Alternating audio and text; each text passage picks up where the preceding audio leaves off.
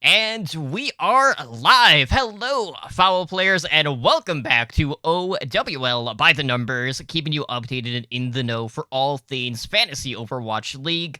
I'm your host, Emily Drunk, and tonight on episode 64, we'll get you primed for the June Joust as Hero Pools return to the Overwatch League. The big boss makes his return on a new team, and so much more. So before we get into the news and introduce you to my co-host, let me just quickly take a moment to thank everyone who is joining us tonight on Twitch for our live show, and of course thank all of our repeat listeners out there. So joining me tonight, as always, is one of my co-hosts. Edinar is out, Ramses is in, so you can all have that collective sigh of relief. Ed's gonna be gone this week, I think next week too, something like that.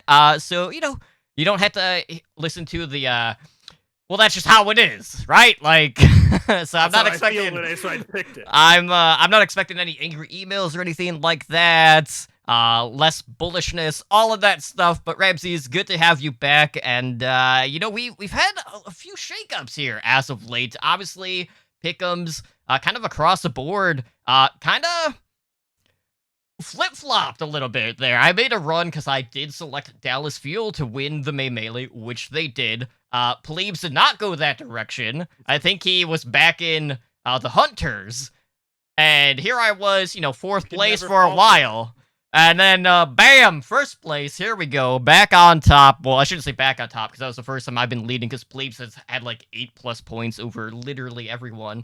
But, it made me feel good after getting completely shut out in those qualifiers for like the knockout part of it. But when it got to the actual Melee, there was only like one particular match that I got wrong. So just the point differential between 1 week compared to the next was just night and day differential. I mean, first things first, imagine being Ed and taking off your birthday. Imagine. Imagine. And then I was like, hey, Ed, so I'll see you at the show. He's like, no, I'm going to go hang out with my girlfriend. I was like, okay, fair. But also like, wow, Edinar. But I hope he's having a good time. I'll be 100% honest with you, Totem. As soon as I figured out that they did pick'ems for May Melee and I missed those, I have not done. I was just like, I'm done. Or for the knockouts, excuse me. So I don't know. We'll see about for this week. I would assume I'm pretty far behind.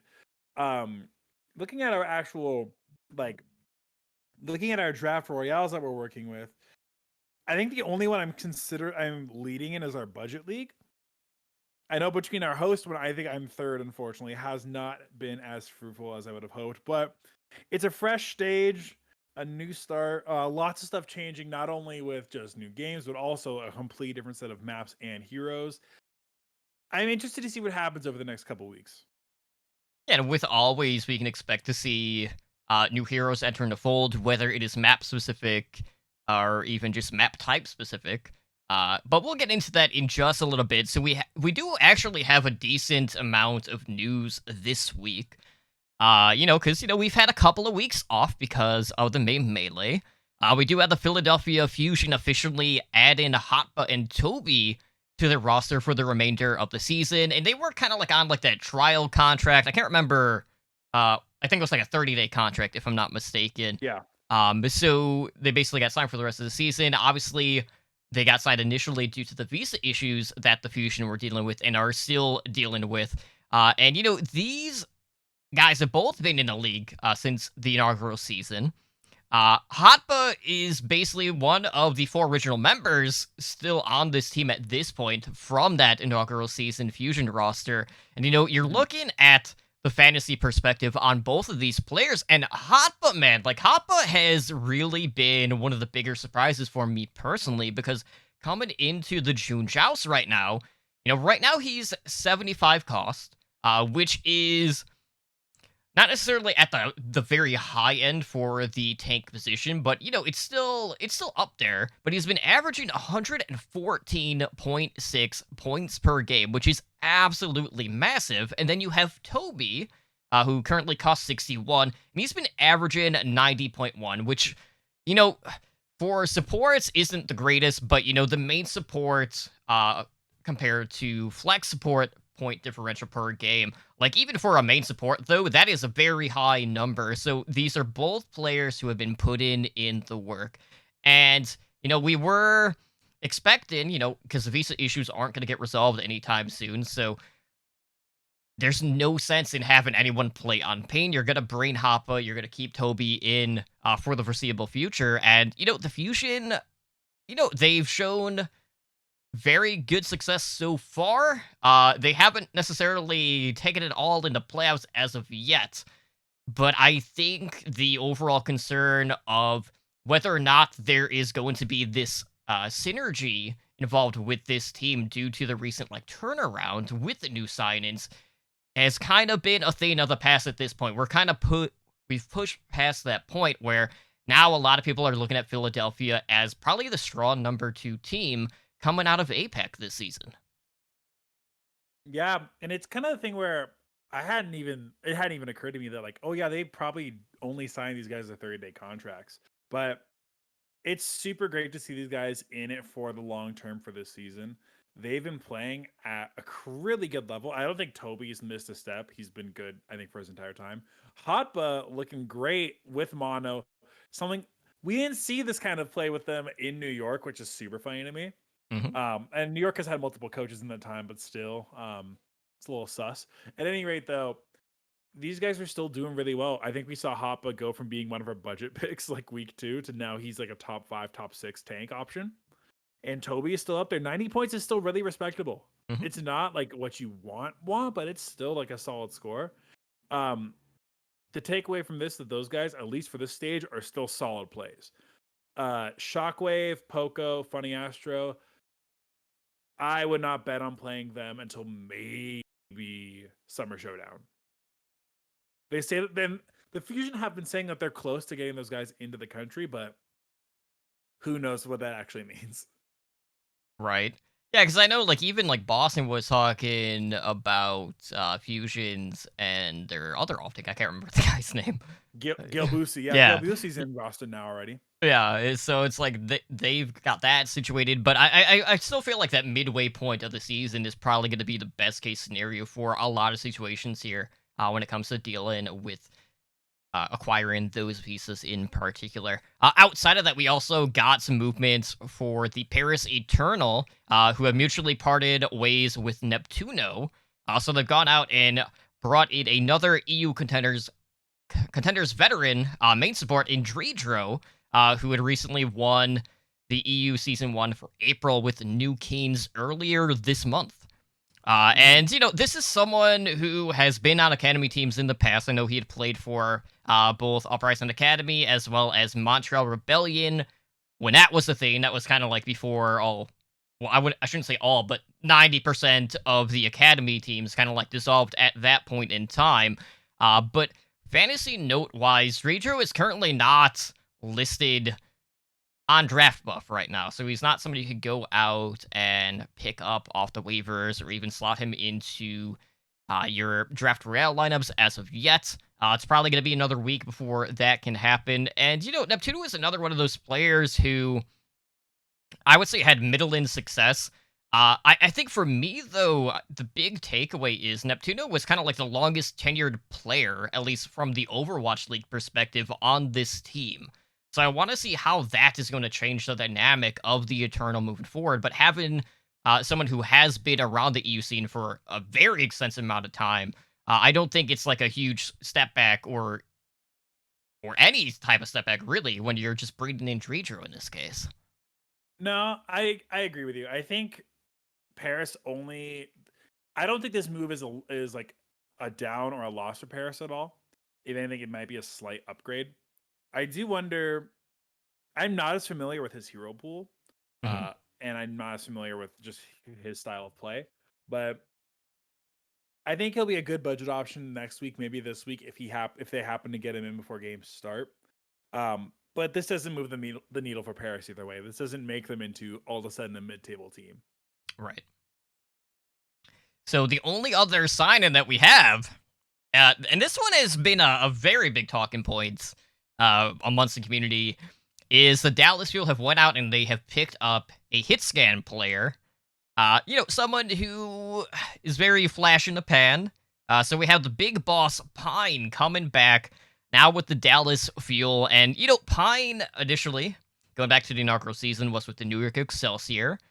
He had retired at the end of the 2019 season, but stayed on with the NYXL as an official streamer. Now, I know a lot of the discussion has been, oh, well, Dallas Fuel just won the May Melee, and they haven't really been playing Hitscan. So you have that perspective of, well, why go out of your way to get a Hitscan player? And, I understand that perspective, but I don't think you can rely on that specific strategy, knowing that we have hero pools entering the fold in the June Joust. Now, with that being said, am I excited to see Pineback? Absolutely.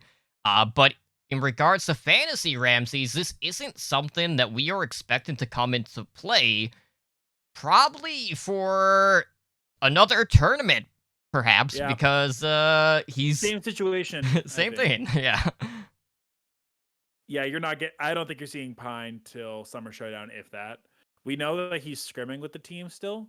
They've said that they are going to still be working with him in the team on ping, and then just to get that familiarity there.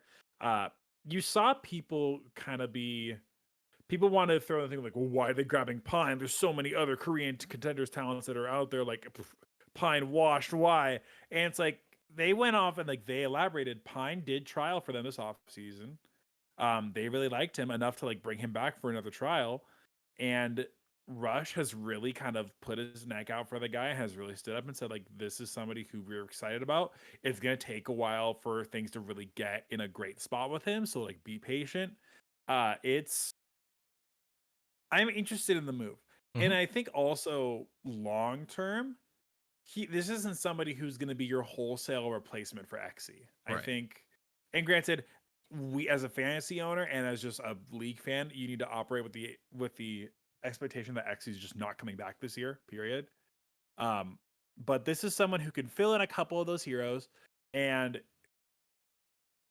I think as we've seen further and further, New York's coaching has been super spotty, I think, over the past couple of years. He looked really, really good at the beginning of season 1, and then stuff started to kind of peter out mid-season, was completely just gone from season 2. So I think having somebody like Rush, who is so adamant about knowing his players and really doing the best things he can to enable his players, will be a really good thing for him. Yeah, Top-wise, you go, sorry. I was going to say, my big question is, what sort of role is he going to be playing? Because we have seen some Hitscan players in the past, and Linkzr is probably the first one that comes to mind, where Linkzr for a while there kind of became a control specialist.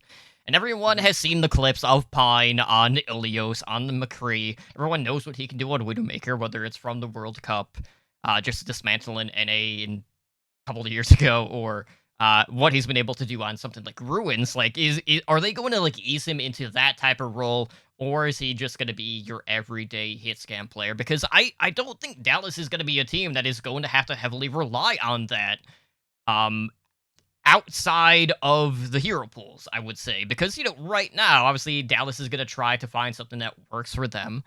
They kind of broke the meta in the May Melee, and all the other teams were the teams that had to adapt towards them, because what they were doing was just better than everything else that was going on, regardless of if they were playing Hitscan or not. So I want to see, is this going to be, okay, I'm going to come in, I'm going to play a map here, and then I'm going to get subbed out, and we'll run with the Doha Sparkle lineup for the remainder of the season, for the series, or is it going to be something more than that? Because, let's be real, Pine in the past has been one of the flankiest Hitscan players in the league. He goes on certain flanks that you just don't see any other, Widowmaker player play. Is it going to be a situation where they're going to allow that to happen? Are they going to reel him in? Is this going to be, a case-by-case study? There are so many different ways to look at this sign-in where I don't quite know what to expect for it. But as a fan, I am really anxious to see how this is going to do, because Rush isn't going to vouch for him if he doesn't feel like he still has the capability of performing at this level. And I know that's really been the big question for a lot of people, because everyone looks at it like, well, he hasn't been in the league. He hasn't been playing in contenders. Like, how, like, is there going to be any sort of fall off there? But he still has been actively streaming. And I know a lot of people don't equate, playing the ladder the same as, say, competing in tier 2 or just staying active within the Overwatch League. But it's not like he's just been sitting idle since the end of the 2019 season. That's not the case with Pine. So I'm not worried about there being any sort of like rust involved with Pine himself. It's just more a matter of, can he calm his nerves, because he has been shaky in the past and he has had some mentality issues that he's had to like kind of had to step away from the league from to deal with. So, we got so many questions right now, but we're not expecting to see him for the foreseeable future. But regardless, I'm excited. Everyone should be as well, and hopefully we'll get to see those pop-off moments again like we have seen from Pine in the past. For sure. I do think that maybe he comes in on control. I think maybe he comes in on more. I think he would only really come in on your long range maps. I'm really interested to see what Dallas does now, because the new rule set for this, the new rule set for June Joust regarding hero pools specifically takes out, I think, their two most played DPS between Tracer and Sombra. And I mean, I am just surprised. I am just really just interested in what kind of comps we're going to see from this team in general, since they were already running such weird comps before. Yeah, that's the other thing, because we've seen weird things, like we've seen Doha playing a Soldier 76, which definitely felt weird. But I think Sparkle's Tracer really surprised a lot of people. But we'll have to see what sort of compositions we will be seeing, because not only do we have Tracer and Sombra gone, we also have Reinhardt out of the rotation, as well as Zenyatta. And then we also have a new updated map pool. On Control, we have Busan, Ilios, Lijiang Tower, and Oasis. For Escort, we have Dorado, Junkertown, and Rialto. Assault maps, no changes here. We have Hanamura, Temple of Anubis, and Volskaya Industries, with Hybrid being Eichenwald, Hollywood, and Numbani. All right, so, when I see Junkertown, every time I'm just thinking, oh man, we're either going to see double sniper, we'll see the bunker composition with El Presidente having, double shield on the cart, Mercy Pocket with the Bastion, maybe even a Torbjorn. We've seen different iterations of, like, the Viking ship, so to speak. But, Junkertown is also one of those maps that I'm just like, oh man, like, I'm sure a lot of us remember that 8-7 map on Junkertown in the Overwatch League, and we're like, oh, I hope we don't go back to that. But, hopefully with some of the time changes that we have seen in recent years, at least with the gameplay, that won't be an issue anymore. But anything in particular with this hero pool or this new map pool that is very exciting to you, Ramses? Hot for Junkertown. I always, it's not a garbage map. It's a rough map for sure. And I understand when people dislike it, but I will always be excited for it. Hero pool wise, you saw people already freaking whining, and I say whining intentionally, and complaining and just being like, oh my gosh, the meta was so diverse last time and they're ruining it. Oh my gosh, they want to kill the Overwatch League. Jon Spector wants to kill the Overwatch League. And it's like, guys, they announced this months ago. They told us this was happening months ago. Right. Like, they told us this was happening so long ago, and they even like, yeah, like the meta's really diverse, but like, we don't want, like, we already said we were going to do this. People have been preparing for it. Again, hero pools are not the ideal thing. I would agree, but you have that 1 week break beforehand. The hero pool is set for the next whole tournament cycle. So all of the games and then the actual tournament itself all are going to be without Tracer, Sombra, Reinhardt, Zen. And then it's just it's so funny to me to see how people being so upset, where it's like, you didn't read this. You didn't look. It's a goldfish mentality.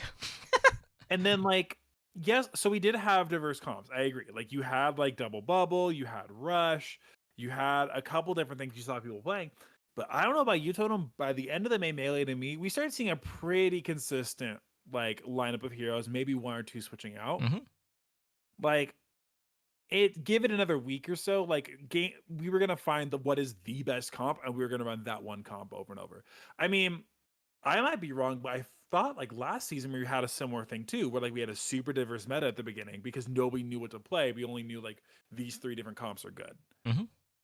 So people who are whining about that, like I understand the frustration with it, but like this outrage and this being so upset of just being like, oh my gosh, they're so freaking stupid. It's like, nope, this was planned. This was thought of. You didn't read the email.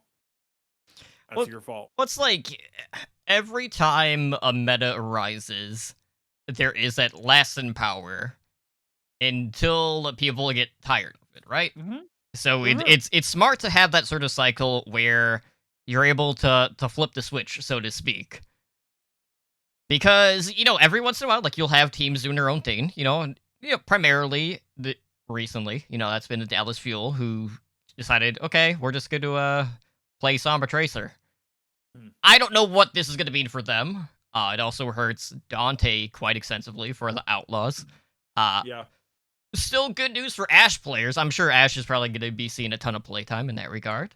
But, this is definitely needed. My only complaint, I would say, with just hero pools in general, or just the way that it is implemented, I just want to see it streamlined. Like, either have it throughout the entirety of the season, or just don't have it at all. I don't like the on and off again mentality, but, at least with this iteration, it's not like, okay, it's only for the playoffs, where it's just the entire tournament for that month.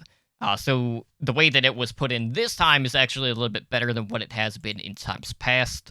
But we'll have to wait and see what the meta is going to be, because I have a feeling we'll probably see a lot of poke. We might see a decent amount of bunker even. I guess it all depends on how big the BAP nerfs, which are going to go live, because they are on a more updated patch in this case, like how much that is actually going to affect him. But I'm expecting a ton of like BAP Mercy compositions at this point in time.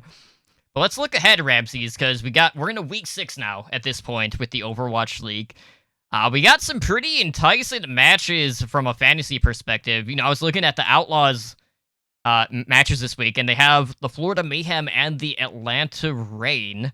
I'm like, I think you can't go wrong in either of those situations. You also have Philadelphia with some pretty good matches with the Excelsior and the Chengdu Hunters. So, like, looking at this, who are some of your must-starts for this current week? Because I'm looking at this right now, and, there are a couple of teams that I feel like have been surprisingly good from a fantasy perspective that are kind of, like, middle of the pack, and I'm talking more about, like, Toronto Defiant has been fairly good. So, like, Michelle has been someone I've been started quite a lot at 71. Lastro has also been putting up some pretty good numbers. He's also kind of, like, in that same range. But outside of that, who are some of the players that you're looking at this week? Well, I think for Houston, you have to go with Happy as far as like the guy. I don't care what Ed said 2 weeks ago or 3 weeks ago. Happy's the guy they're going to have in every single map, it looks like. And that's not going to change now that we're going to be seeing more hit scan characters. Looking at Toronto, I like Hisu a lot. Hisu's somebody who I'm really interested in playing. Decay and Happy are your two most expensive DPS as of when we're doing this, but they're up there for a good reason. The one who I'm actually really interested in is Kai for the Atlanta Reign at 62. Kai is their hit scan guy. Although this is Atlanta, so there might be shenanigans. Who freaking knows? But he's their hit scan guy. I expect us to see a lot of him this week. And then as far as the rest of the matchups, I think Toronto definitely has the best week. BQB looks good from Florida this week as well. Where's the other Florida game? Because they're playing Houston and they're playing London. Like, there's not a ton of like great matchups as far as North America. APAC has has a really good one with Shanghai versus Chengdu. And then I think with Philadelphia versus Chengdu, both those games look really good. Looking at what do we think that Jerry on Washington actually gets a fair bit of playtime this week as well? If we're gonna go double hit scam with the poke, Yeah, I guess that would entirely depend on whether Mei is going to be prevalent in this meta. because we kind of are expecting Double Shield to kind of like enter the fold again, but in this case, you would have Orisa, which could also mean that we could see Roadhog back into the fold. Um, and a lot of times, to deal with that pulled pork composition, we also see the Maywall coming into play. So, like that's the first week or so is always like the one that I'm overly cautious about because we don't know what the meta is going to be. We can make our predictions, but chances are we're not going to be right. But I would expect that we are going to be seeing Mei in a majority of the maps. I don't think it's necessarily going to be double hit scan in a lot of situations outside. I mean, obviously, Junkertown is kind of like the go-to for that type of composition. So I'm really concerned on that front. But outside of that, Chengdu has been a really good team fantasy wise. Who is kind of middle of the pack in regards to costs. Elsa is still sitting at like 72. Monk, who has been one of our budget options, who has been the primary flex support on the team, is still at a very low cost at 54. So budget wise, he's still in there, but his point per game is still relatively low. I think it's only at like 62 right now at this point in time, but it does free up you to spend like an extra 10 to 20 coins on maybe one of the better flex tanks in the league, or support, or DBS, or whatever you need to like slot out your team overall. But looking at Houston, Crimso has definitely been holding things down, and even at 90 cost, it's not a situation yet where I'm thinking about not starting him, right? Like, he's really been a fantasy MVP, and this has been a continued trend for him week after week. It doesn't matter what team he's on, what season it is. He has been putting up the points, so Crimso has always been my auto slot, and then I work around him every week. I mean, he was my fantasy MVP last year for a reason. The dude is freaking getting tons and tons and tons of points. I don't fault you with that at all. And I like the pick with Monk as well because we only really saw Faraway 1987 come into play the Ana. Or I'm sorry, no, tell you that. We only saw him coming into play the Zenyatta on certain maps for Chengdu. Monk has been their guy pretty much for every other flex support. Mm-hmm. So Monk, I think, is a good pick there too. And see, outside of that, we also have Rascal, who's at 72. Yaki, I don't know how to feel about Yaki going into this one because we're probably not going to be seeing as many flanking compositions. I guess it might depend on whether or not Genji's prevalent, but even in the past, like, the Genji players haven't been posting monster numbers. But, he's still at, like, a 68 cost, which for, like, a top tier, like, DPS is still fairly cheap compared to a lot of the other options. So, like, even that is kind of like a higher end on the budgets overall. But like we've seen a number of the costs adjust here in recent weeks where, our budget options have been getting harder to come by, where, before we were kind of eyeing players that were, 50-ish cost. It's getting a lot harder to do that, knowing that, even on the cheaper end, some of our budget options in the past are now kind of like mid-50s. Even going as high as like mid-60s at this point in time. So it's kind of thrown everything for a loop. So we're having to think a lot more about what sort of compositions we're going to be running on that front as well.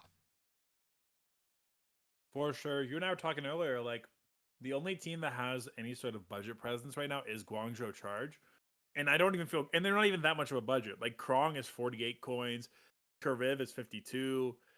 Their DPS are like all over the place. There's no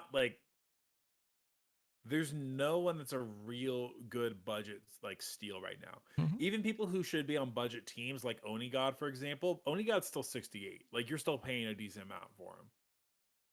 So it's way harder to run budget stuff right now. It is. I haven't even made my budget lineup yet, but I'm interested to see what happens when I have to start picking around.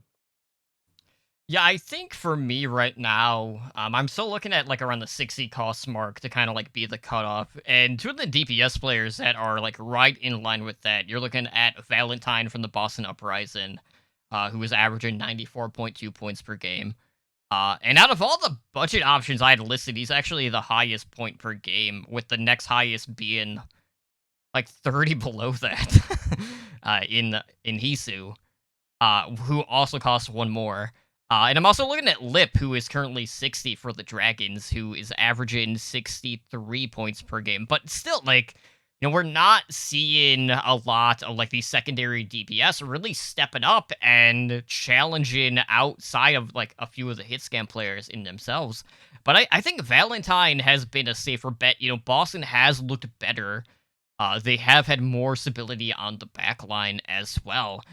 So Valentine is definitely someone to be keeping your eye on, and if you need a secondary DPS option, he's probably going to be the go-to for a lot of people moving forward until we start to see more like the Dragons DPS lineup fluctuate. Because I know Fleta for the longest time was also kind of like low 60s as well. I don't know if that's changed here as of late after their melee performance, but man, it's getting a lot harder. When even then, you look at like Lip is 60, which is like a steal, but at the same time, we don't know if Lip is even going to play just because of what comps are coming forward. He probably will. I don't like.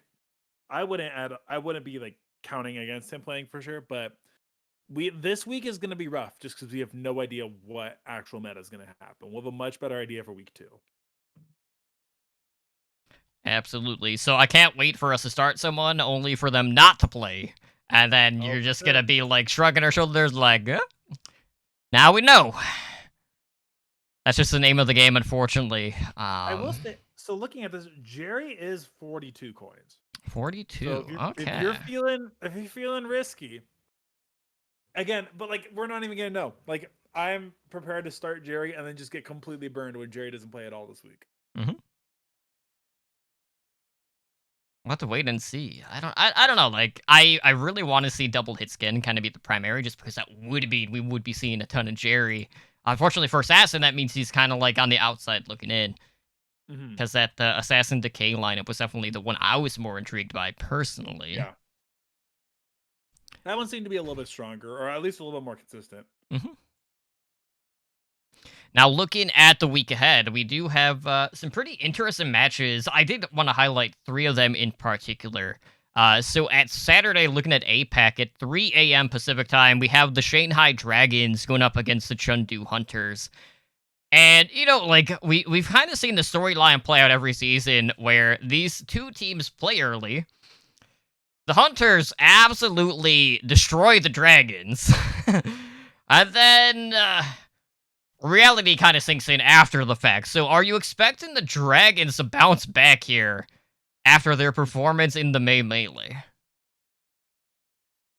I think the Dragons, I would expect them to take this one. I think Chengdu, even then though, it's not like any of Chengdu's like main heroes get really taken out. Mm-hmm. But I feel like Shanghai is back in form still. I wouldn't be surprised if Chengdu takes it, but I would go with Shanghai. What do you think?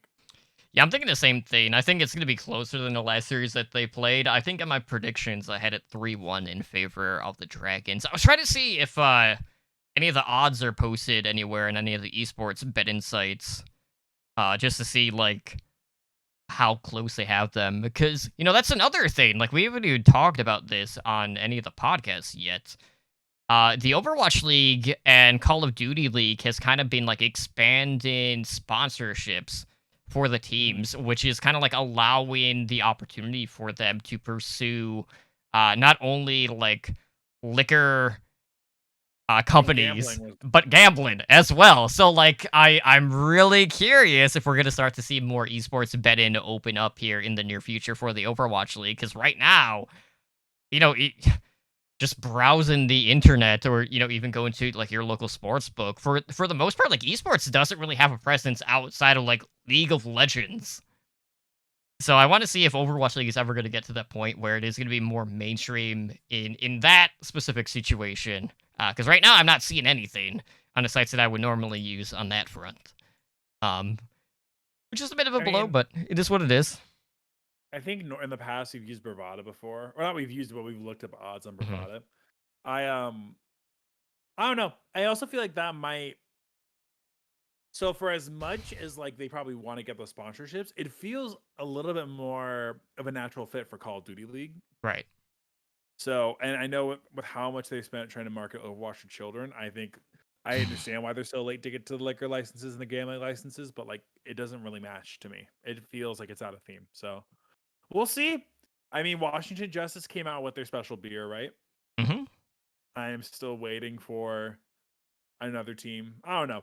The problem is I don't like alcohol that much. So like there's no I'm not super excited to drink a Washington Justice beer because I'm not excited to drink beer in the first place. That is true. But, you know, that opens up the door for other teams to follow suit. Or, you know, maybe they don't even do a beer. Maybe they do some sort of other alcoholic drink. Like a Houston Outlaws whiskey is what I'm thinking. I don't know if it would be any hard liquor.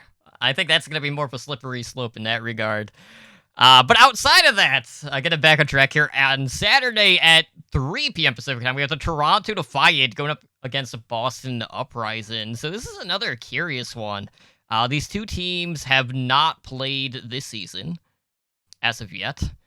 You know, Toronto has kind of been the surprise team. You know, they went, I want to say 3-1 with the May Melee Yeah. overall. And then Boston is currently 1-3. Which, you know, they're not at the bottom, which is kind of like what we were expecting, like a step up from this past season. So they're not at the very bottom. You know, that's kind of being held down by Vancouver Titans, who have a really rough schedule for the June Joust, as well as the London Spitfire, who are both 0-4 in this case. So they're not the absolute worst, but you know they haven't really been the greatest. But you know, Toronto has been a team who, yes, they're winning, but a lot of their series have been really close. Their map differential is only a +2 right now, despite that 3-1 record. So, you know, this one on paper could be a lot closer than a lot of people are expecting. But, you know, knowing what we have seen from these teams, you know, do you think Boston are ready to challenge a team like Toronto, who kind of have been, I don't want to say like they've been an elite team in NA, but I feel like if you're talking about middle of the pack teams here, Toronto at times have looked a lot better than teams like the Gladiators or Atlanta, Mhm. who a lot of people put a lot more stock value in going into this season. So this is a hot, not a hot take. I guess this is just like a weird train of thought. I would say that I think this hero pool will hurt Toronto specifically. Nice can't really play. Nice doesn't get to play the Tracer or the Somber really, and then the Ryan. I mean, we've seen Sato on the Reinhardt a lot Hmm. over the past couple weeks. I think Boston can take it. I would like to see them take it just to for them to finally get back into like into the form we've heard that they're supposed to be getting this whole offseason. They look pretty good. I mean, realistically, I don't know how much this hero pool really hurts Boston. I think it'll take them. I think they're gonna squeak one out over Toronto. What do you think? You know, I think I'm still gonna ride the hot hand here and say Toronto. In my pick'ems, I did have this one go into 5 maps, so you know, I'm still waiting. Like I've really enjoyed what we've seen from Boston so far this season. Toronto has been, you know, that was a team that I didn't know what to expect from because they were kind of like one of Mm. the Frankenstein rosters going into the season. But the tank lineup has been absolutely stellar. And, you know, I know, you know, for a lot of people going in, a lot of people were just wondering, like, okay, well, how good is Sato actually? Because a lot of people looked at him on Philadelphia Fusion. They saw the team that was around him, and they're like, oh, yeah, well, when you have all of these pieces, of course, you're going to be looking a lot better than you actually are. But now he's in a completely different environment, and he's still been lights out. Uh, Now, whether or not we see the fall off in regards to his Arista play or his Winston, if we're gonna get, you know, double bubble, remains to be seen. But you know, for now, I think Toronto is still gonna be the safer bet in the long run. But I am expecting this one to be fairly competitive. For sure. I think it'll really come down to I think it'll come down to the DPS matchup, like we've said, where if Valentine and I'm 37 can really click, I think that they stand a really good chance of winning this. But I think if you're going to go just from outset, Nice and Hisu probably have a little bit of an advantage. outside of hero pools. The hero pool unfamiliarity is going to be, I think, is kind of what tilts it for Boston for me. Which leads us to Sunday at 3 p.m. Pacific time. We got the Florida Mayhem going up against the Houston Outlaws. All right, Ramses. Outlaws off to a hot start. Enter Melee, and things happened. Florida looked good at times, shaky at others. And these two teams seem to have been pretty parallel just in regards to the tournament structure so far. But just thinking about the hero pools, what's the Outlaws' plan? Do you think moving forward? What are you expecting to see from them, knowing that this was another one of those teams that rely heavily on Tracer, heavily on the Sombra, where Dante all of a sudden is going to have to figure out, all right, what is my role going to be on this team in this current situation? So I think that long term Dante will be fine. As far as give it a week, Dante will be fine. It is frustrating in the meantime just to be like, okay, well, what do they play? Are we just gonna get the pocket happy the entire time, Dante on May sort of deal? I wonder with this too, because now we get to see Piggy, I assume, is gonna be on the Sigma a lot more.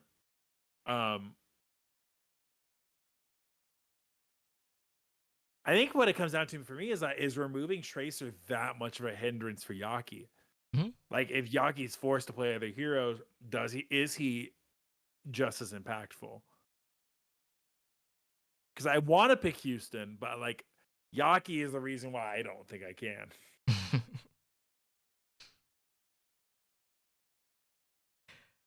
Yeah, I mean, it's just for me. I think Yaki's still probably going to be okay.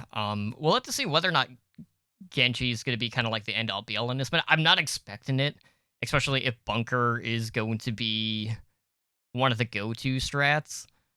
But I'm not overly worried to the point where I think Outlaws are just going to have to find their own footing in regards to the meta, where they're going to have to be the quote meta breakers, similar to what we saw with the Dallas Fuel. Maybe they'll go old school on Anubis, and we'll bring back the Junkrat Widowmaker defense, which I always love to see. So who knows? Maybe Drake will see a little bit more playtime in that regard. But I think short term, I think Mayhem is definitely going to be the pick here. I think over the course of the season, I'm still expecting the Outlaws to come out ahead in that regard. But I think we got to learn a lot about the Mayhem outside of the Melee. I constantly go back to the coaching of that team in particular, and just kind of getting that insight from Swain Chips, who's the translator on the team, and seeing the camaraderie and just the talks that Kuki has with everyone on the team, where you don't really have that established relationship or that point of view, or that insight, I should say, from the coaches to really everyone on social media who's following the team, where I do kind of hold them to a different standard because of how open they are about everything, where Kuki time and time again always knows what to say. He's been in this situation before. His back has been up against the wall. He knows what it feels like to lose, and just how shitty that makes you feel, where it's just one of those situations where okay, You know how that feels now. Now we're never gonna have that happen again. And yes, yeah. I know saying that and then actually doing that are two completely different things. But knowing how to just get your players in that thought process to be able to dust their shoulders off, just pick themselves up after they get knocked down, really just puts them in a different light for me specifically. And I know that's not going to be the same case for everyone. But knowing that we are going to see a meta shift, I think it is going to help the Mayhem. I do hope we get to see more Orisa and Roadhog compositions coming into the fold, because I want to see Gargoyle back getting the picks with the hook combination, because that was really kind of the eye-opener for a lot of people, for him in particular, where everyone kind of just assumed he was a Roadhog one-trick when he came into the league, and then you've gotten to see a lot more of him since then, and how like how good he is on that specific role compared to the rest of the league. So, there's a lot of moving parts, but I think right now Florida is going to be fine. Outlaws are probably going to take a week or two maybe to kind of adjust, but we'll have to see where the chips fall. Right now, though, I'm just excited. We got the Overwatch League back. Having that little breathing room of 2 weeks is always good. And even for like us as podcasters too, we get also a little bit of a breather. We can recharge our batteries, all of that good stuff, and we can come back with a fresh mind. 3 weeks. We basically had off at this point in time. But I'm excited. I know everyone else is as well. But I think that pretty much covers everything, unless you have any other matches that you want to highlight that you think are closer ones to look at in regards to fantasy perspective, whether it is one you could potentially go all in on. I'm mostly going to be in on Toronto for both of Toronto's games. Houston's games both are going to be competitive ones. I would not be surprised to see Houston win both these. I could see a world where they lose both of these too. I think part of it is that I'm never going to feel 100% confident rooting for Houston. I've been burned enough times where like I'm still. It can be next year. I'm still like, all right, when do the wheels fall off? When does it all fall apart? So I don't know. Houston has some good fantasy matchups this week that I think will be really good. Both against the Reign and against the Mayhem. Absolutely. All right. Well, I think that is going to do it for us here tonight then. So let's go ahead and close out the show for tonight. So if you guys want to help us out, the best thing to do is, of course, to head on over to iTunes and write us a review. We're always looking for feedback and constructive criticism, just because that will offer us some insight on how we can improve the show, as well as make a better listening experience for all of you. Now, outside of that, we do have a couple of ways how you can support the show. So, Ramses, please let our listeners know how they can do just that.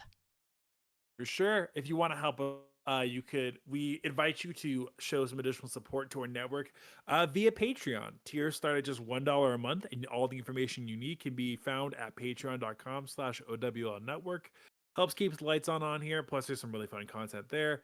And you can join the likes of our master and above patrons, including Daniel, Owl, Kasha, and Plebes, in helping our network grow.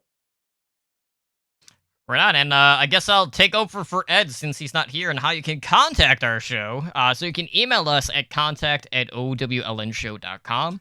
You can follow OWL by the numbers on Twitter at OWL by the numbers. We have our website where you can find all of our episodes at www.owrecall.com.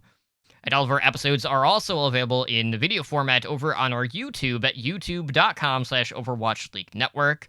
We have our community Discord at discord.me/OWLN show. And we do stream live weekly on Twitch at twitch.tv/OWLN show. And we are a Twitch affiliate. So if you are looking for a different way to support the show, so you could also sub to our channel there, earn our network emoticon, and we do stream semi-regularly. It has kind of changed quite a bit here in the past. I know Overwatch League Network is still kind of like on a flex schedule, so best thing to do is to make sure you follow them on Twitter to know when they are recording. OWL the numbers is Tuesdays at 6 p.m. Pacific normally. I know this week we started at 6:30. Next week will also be at 6:30 p.m. Pacific time, and then we'll kind of be back to 6 p.m. after that. Then Heroes Never Die is actually going to be moving to Thursdays here very shortly. I think starting next week, or this week actually. So starting this week on Thursday, we'll be at 2:30 p.m. Pacific time, and that's bi-weekly, rotating with our Hearthstone Battlegrounds podcast, Tavern Tales. Ed's been trying to figure out like what day works, where him and his girlfriend can do stuff, so we're shifting the podcast schedule so we can deal with that. Not have any issues on that front, and we'll hopefully people can still make that time. If not, you can always listen to us on whatever podcatcher of choice that you do use. So catch us there Thursdays at 2:30 p.m. Pacific time. We got a lot of stuff to talk about this week. We got the anniversary event. We have Overwatch 2 news this week, right? Like that's PvP news is coming out. you'll have that PvP session the day of when you guys talk about that. Actually, Yeah, we'll see. We'll have to see what time that actually comes out. I would hate for us to record and then it to come out after the fact. But that's besides the point. We actually have Overwatch 2 news this week, guys. So I hope everyone is going to be checking that out. As how you can contact the host, you can find Edinar over on Twitter at Edinar83. You can find myself on Twitter at TotallyDrunk. And Ramses, how can our listeners contact you? you can find me on Twitter at Ramses_POD. Nope, Ramses_OW. I mixed it up with the Twitter for my podcast, which is push.pod on Twitter, where me and my co-host the Bosco break down the Overwatch League news of the week. And that's it for me, I think. That is primarily after you hard throw on main tank. You know what? I played well for that entire session, and then Until I showed up. I threw at the end. You gotta go out the way that you start, I guess is the best way to put it. I guess so. Oh. It is what it is, Ramses. I'm sure one of these days when I tune in, it'll be different. Maybe next week. We'll have to wait and find out. The problem is that we stream during the weekends, and of course, during the weekend is the best time to play ranked, right, guys? Oh, absolutely. All right, guys. Well, everyone, have a good night. Make sure you set your lineups for this week, as well as get your picks in for the Pick'em leaderboards. We'll see whether or not I can maintain my 1-point lead after a plebes hard through picking the Hunters in the melee. I don't think I'm going to hold it, but, you never know. We'll have to wait and see on that front. But enjoy your weeks, and we'll see you back on next Tuesday. You take care, and have a good night. Later.